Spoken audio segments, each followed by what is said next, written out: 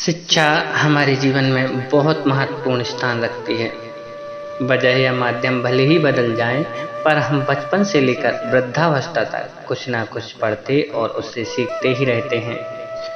कोई भी व्यक्ति वस्तुतः उस विषय में कुछ अध्ययन किए बिना शिक्षित नहीं हो सकता जिस विषय में उसकी कोई रुचि ना हो।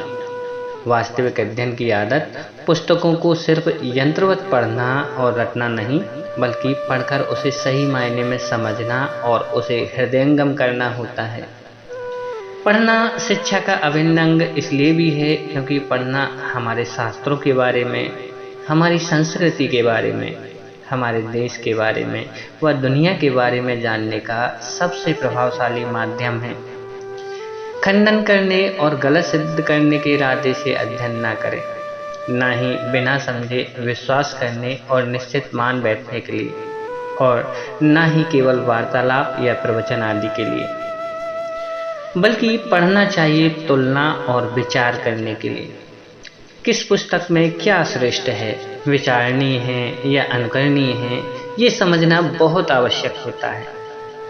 कुछ पुस्तकों के केवल अंश पढ़ने योग्य होते हैं, दूसरी ऐसे जिन्हें पूरा पढ़ा जा सकता है लेकिन जिज्ञासा पूर्वक नहीं, और कुछ एक पुस्तकें ऐसी भी होती हैं जिन्हें हमें बहुत ध्यान से पढ़ना चाहिए।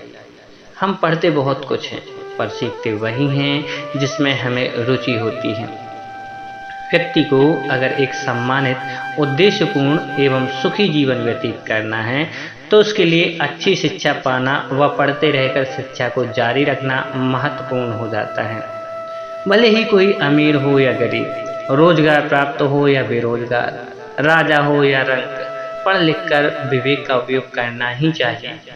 सत्साहित्य का अनुशीलन करके अपनी उन्नति करने में, जीवन को आगे बढ़ाने में, भक्ति योग साधना आदि की ओर मोड़ने में जागरूक भी होना चाहिए। किंतु जो साहित्य हमारे विवेक, हमारी सरलता का हनन करके पद पद पर हमें संशयालु बना देता है, हमारे अपनों से हमें दूर कर देता है, भगवान या शास्त्रों के प्रति अरुचि पैदा कर देता है, जातिगत भेद पैदा कर देता है, संत जगत के प्रति अनास्था उत्पन्न करा देता है, वैसी पढ़ाई, वैसा विवेक, वैसा सत्य साहित्य तो जनसाधारण का कल्याण करने से रहा। आप जो भी पढ़ते हैं वो आपके मन पर अवश्य प्रभाव डालता है, खासतौर से नकारात्मक या विरोधाभासी साहित्य। तो हो सके तो ऐसी किताबों या लेखों को पढ़ने से बचें, यथासंभव इन्हें नज़रअंदाज करें और वही पढ़ें जो आपको सत्य का यथार्थ मार्ग दिखाए, आपकी उन्नति में आपका सहायक हो। अगर आप जो पढ़ रहे हैं उसे वास्तव में याद रखना चाहते हैं, उसे हृदयंगम करना चाहते हैं, तो अध्ययन के दौरान कुछ खास बातों का ख्याल रखें। आप जहाँ भी बैठकर पढ़ते हैं यथासंभव पूर्व दिशा की ओर मुँह करके ही पढ़ें। ऐसी मान्यता है कि इससे ज़्यादा सकारात्मक ऊर्जा मिलती है। अध्ययन के दौरान कमरे में पर्याप्त रोशनी भी रखना चाहिए, जिससे कि आँखों को ज़्यादा तकलीफ ना हो। लेट कर नहीं, बैठ कर ही पढ़ें।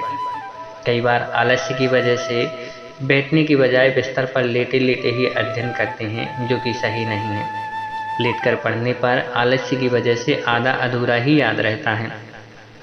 यथासंभव खाते समय न पढ़ें। पढ़ने के दौरान जूठे हाथों से किताबें आदि न छुएं। अपने आसपास कोई खाने पीने की चीज़ न रखें, क्योंकि पढ़ने के दौरान वो आपका मन भटका सकती हैं। अगर कुछ खाने की इच्छा है तो उठकर जाएं, खाकर फिर अच्छी तरह हाथ मुंह धोकर ही पुनः पढ़ें। दिन ढलते समय शाम को गोधूली वेला में पढ़ने से बचना चाहिए। पढ़ते या याद रखते वक्त हाथ, पैर या सिर ना हिलाएं। पढ़ने के दौरान मन शांत रखने से, शरीर शांत रखने से आप जो भी पढ़ते हैं वो आपको ज़्यादा याद होता है। आप जो भी पढ़ते हैं उसे अधूरे मन से या केवल पढ़ने के उद्देश्य से ना पढ़ें, बल्कि उसे समझने के उद्देश्य से पढ़ें। अगर आप पढ़ते समय इन बातों का ख्याल रखते हैं तो आप जो भी पढ़ रहे हैं उसे पूरी तरह याद रख पाएंगे। अनुभव करके देखिए। श्री राधे राधे।